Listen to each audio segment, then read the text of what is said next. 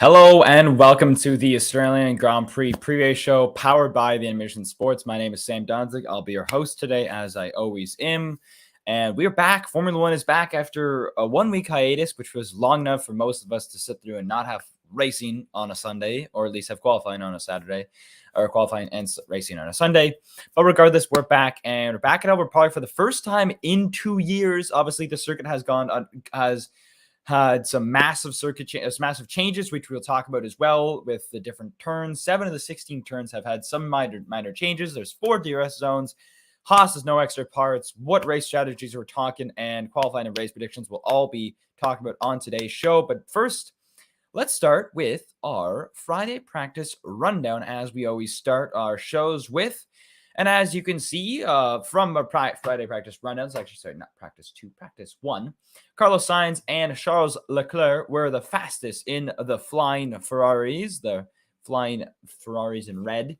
Really, just showing off a lot of pace, which isn't surprising because they've continued to show great amount of pace for the past couple of races, for the past 2 races they have.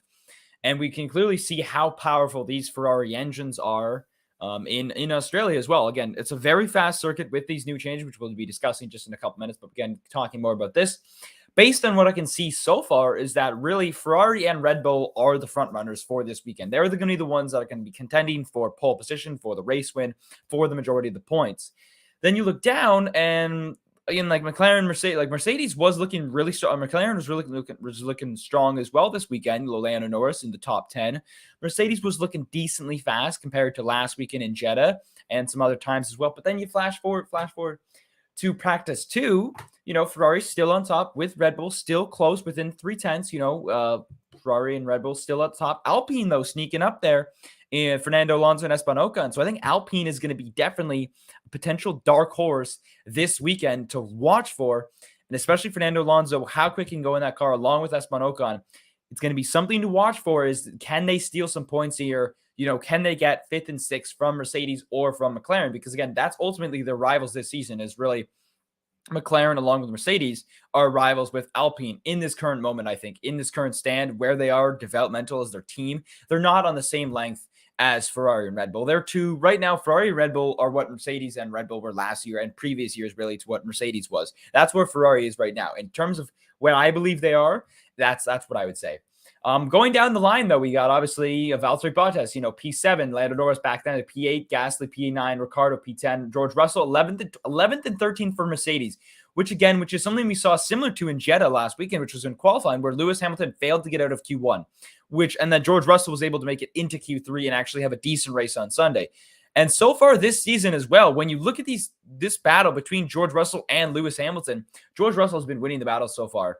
And, obviously last week we were on stream and it was during the qualifying watch along. Someone commented that,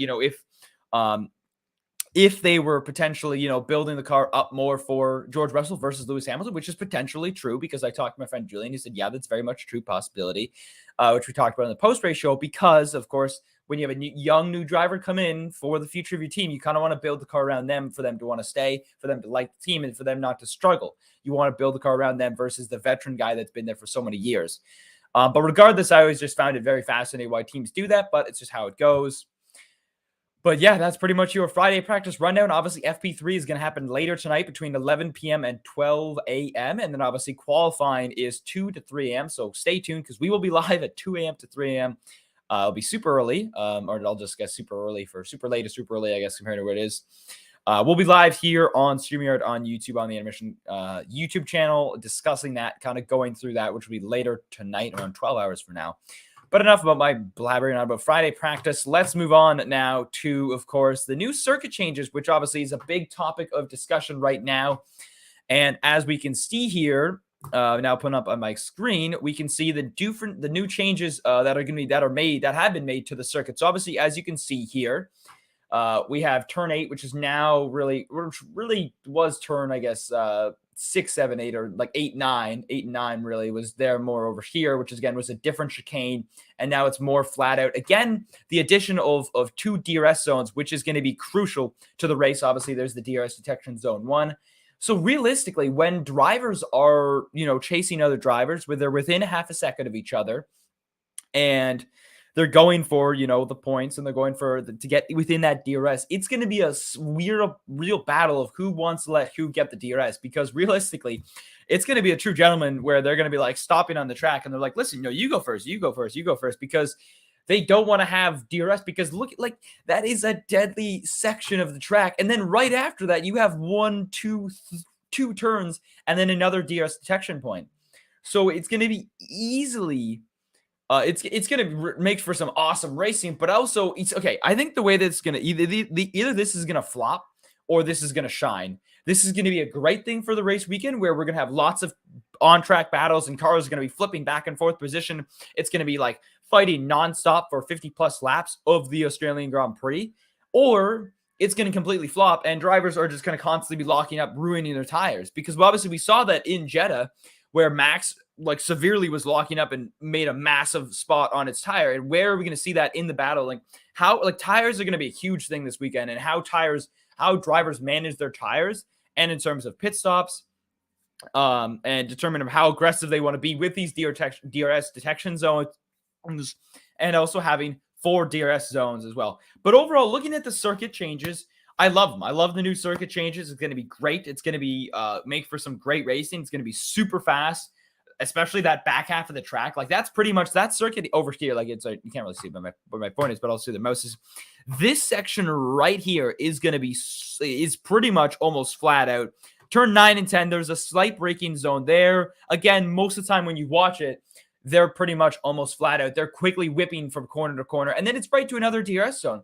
So again, you pretty much have DRS. Like the wing is going to close for maybe 2 seconds. It's going to close for 2 seconds, and you might as well keep it open, honestly. Like they could have made this whole section a DRS zone, because realistically, like I just find it too interesting. Like I think it would have been better just to have two DRS zones, have these detection points. This would be a nice DRS zone, and then also this, obviously the main straight being the DRS zone. But having this section here is going to be very, very interesting to see what happens in the race, which obviously leads me to the next point. It's the 4 DRS zones. Like, what are your thoughts on that, Sam? Like, what do we think? Well, here's the thing. Again, like I said, it's either going to flop or it's going to do really well. And I think realistically, I'm more aiming towards, obviously, for it to do really well and for it to make great racing.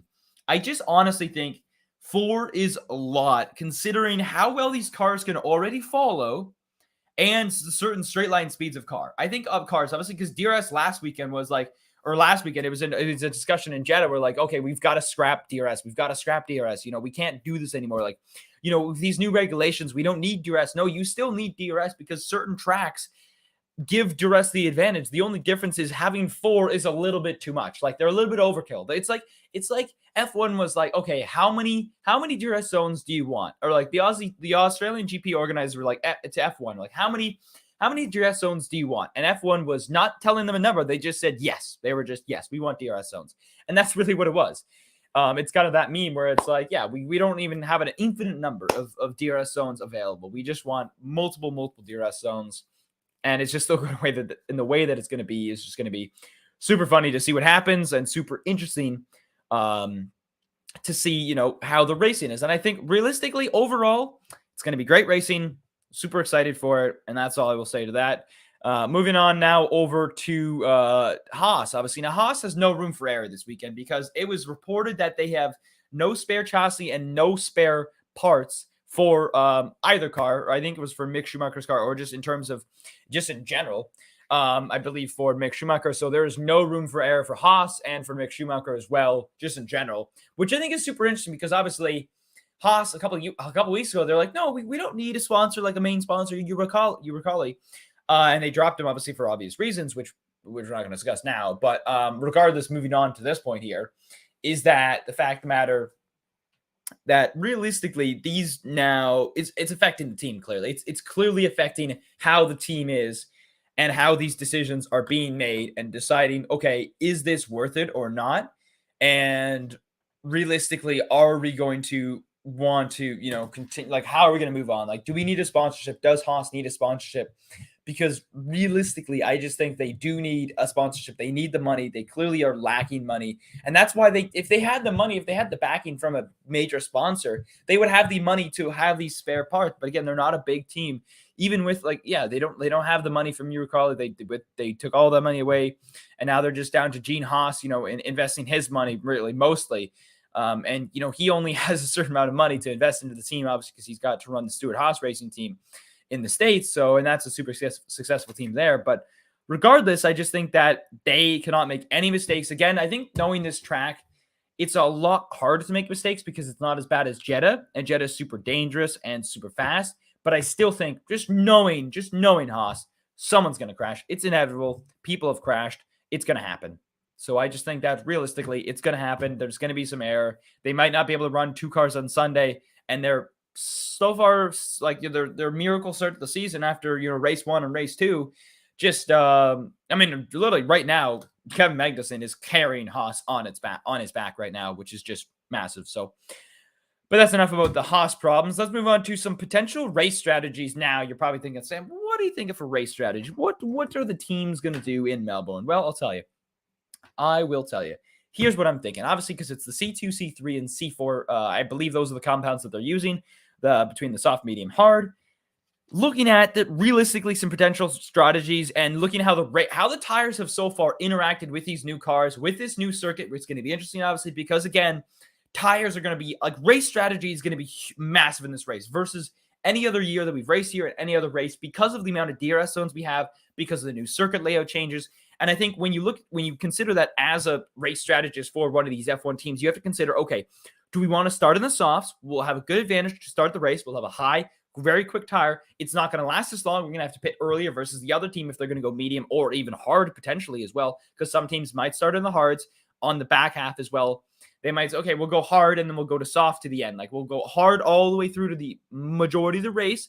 And at the end, we'll put on a soft tire, which will give us a quick advantage versus other teams when they're on their mediums or hards or whatever it is. And they're on like old hards or old mediums. Now, interesting enough, I thought this was interesting. If they do, there's a couple 2 stops that I would think that would make sense. The only 2 stop would be soft, medium, soft. I think that would be considered. If you start on soft, go to medium, and then finish on soft at this, or you go medium to hard, where you start on medium, you go for a decent pace, a little bit longer than the soft compound, and then you finish on the hard, or you go medium to medium. That could be considered as well. And then also the hard to soft one as well. Those are kind of the 3 potential strategies in terms of the tire changes that can see happening, along potentially with the 1 or 2 stop race. The medium to hard or medium to medium, and the hard to soft, definitely 1 stop. And then the soft, medium, soft would probably be a 2 stop race as well. So realistically, looking at the circuit, I don't know, I forget how many laps actually. Let me figure out as well. How many laps right now? I should know this. I think it's like 50 plus, 56 laps, 57 laps. I think it is for the Australian Grand Prix circuit. It is 58 laps. That was pretty close. So 58 laps. So let's realistically think about that. The soft medium compound is going to last maybe, let's say, the first 15 laps, first 12, 15 laps on a good race day, depending on how aggressive you're being at the start of the race. Again, this DRS zones are going to play a huge part in this. So I think that's going to be a big consideration. So let's say so the first 12 laps, you go soft. And then from laps 12 to like, let's say 40. So like you go like 30, 38 laps there, 38 laps. Yeah. 38. Yeah. 12. Yeah. 38. So you go to lap 40. No, sorry. Lap 50 lap 40 would be 28 laps. Sorry. 28 laps. That's embarrassing. 28 laps on the mediums, and then you go another, which would get you to 40, and then another maybe 18 laps on the soft, which would be a long stint on the soft tire. So realistically, it probably wouldn't be then. It would be lap 45, maybe 46. You switch from the mediums then back to the softs then. So you go from soft to medium early on. So you go soft to medium early on, and the medium for most of the race. And then you end up on soft, depending on, again, safety car is going to come into consideration, how it's going to go, what's going to happen, that all type of thing. That's going to definitely be, in terms of my potential race strategies, those would be mine easily. 1, 2, and 3. Soft to medium, soft, medium to hard, medium to medium, and hard to soft. My 4 strategies for the race weekend. Now, let's move right along over to our qualifying predictions, obviously. Now, looking at, obviously, the data we have so far from FP2 and so for FP1 and FP2, realistically, I just think that Charles Leclerc and Carlos Sainz, one of the two is going to take pole position. And I think Max Verstappen's going to get close there. He's probably going to be ousted by Carlos, I think, in qualifying. He's looking very strong this season to start off, along with Charles Leclerc. So I think realistically, Charles, Carlos, Max will be the top 3. Sergio and Alonso is going to sneak in as my dark horse there at P5. Alonso is my dark horse for P5. Race predictions now. Not race predictions. I jumped ahead there. So, and the reason why realistically, Charles has looked really strong so far all weekend in Melbourne at Albert Park, at the Albert Park circuit. I just think that they're the best car out there right now in terms of this circuit. This circuit also really suits them. Now, as much as you want to say again, Red Bull does have that flat line, like that high, that straight line speed, which is going to be good for the DRS zones, obviously, because the first two corners are going to be crucial. That first, from corner 1, 2, and 3 and 4, which again we'll talk about. I'm just going to pull this up really quickly here, of the circuit again, because this is kind of useful for my talking points. But realistically, when you're talking about it, like this section right here is going to be good for Red Bull, and then obviously the DRS. That's if Max can keep within that 1 second range of Charles or Carlos. Now, if Carlos and Charles are able to get out in front, have a successful start to the race, and just run out in front and, be ahead of them and have the clear advantage of the race pace, then it's going to be a much tougher day for Max Verstappen in terms of not only qualifying predictions, but also for the race predictions as well. But realistically, just for race predictions for right now, I think Charles Leclerc, Carlos Sainz, Max Verstappen, Sergio Perez, and Fernando Alonso are my top 5. I also think maybe potential Danny Rick potentially in the top 10, along with Lando Norris. I can see definitely both Mercedes making it into Q3 and into the top 10 for sure. I think they had a bit of a one-off there, especially with Lewis Hamilton, in terms of my qualifying prediction, in terms of the last weekend in Jeddah. But those are my qualifying predictions for the Australian Grand Prix. Let's move on over now to my race predictions. Obviously, race is at Sunday at 1 a.m., so I will be up watching the race. Not live here and now. I'm just going to be watching it from potentially just chilling on the couch or something like that. But I will have to say, for terms of my race predictions, I will have to say Charles is going to win. Max is going to pip Carlos for second on the podium. Carlos is going to beat out Perez for the podium, so it's going to be another double podium for Ferrari, and they're going to extend the lead in the constructors again. But again, somehow Red Bull is going to extend their lead over Mercedes and get into second place, hopefully tightening the gap with Ferrari for that battle for the Constructors' Championship, and then also keeping the battle close between Max and Charles as well, along with Carlos. Because you have to remember, right now, as it is in the standings right now, Charles Leclerc number 1, Carlos Sainz P2, Max Verstappen P3, and so on and so on. So realistically, looking at this race, this is another big race, only third race of the season, but it's going to really dictate the outline the rest of the season, realistically, for both teams in Ferrari and Red Bull, and the fact that, okay, are we going to see a Charles and Max battle the rest of the season? Is Charles going to run away with this? Is this the year that Ferrari gets redemption, gets their 17th constructor title and their 8th or 9th driver's title? So in terms of that battle, they have more championships. Sorry, I don't know how many they're actually the driver championships. Sorry, and they have 17. They have 16 constructor championships, as I know right now, versus Red Bull's 4.